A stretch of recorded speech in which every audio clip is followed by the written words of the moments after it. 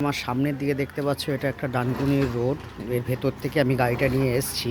তার পাশের ভিউজটা দেখো কত সুন্দর করে একটা বাড়ি তৈরি করা আছে। আমি তার পাশ থেকে এসে এই বাঁ দিকে আমি গাড়িটাকে একটা কত সুন্দর একটা পুকুর তোমরা দেখতে পাচ্ছ সবাই। এটা ডানকুনির একটু ভেতরেই রয়েছে। তো সুন্দর গাছ লাগানো রয়েছে, সুন্দর পরিবেশ। আরও সুন্দর অলোভনীয়ভাবে দেখার জন্য একটা বাড়ি রয়েছে।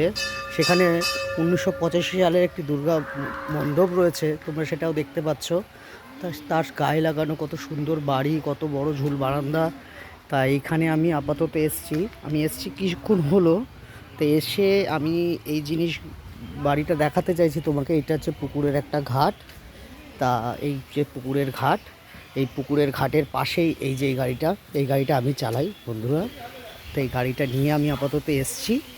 আর ওই যে দূরে দেখা যাচ্ছে এই মণ্ডপটা তৈরি হচ্ছে এখন।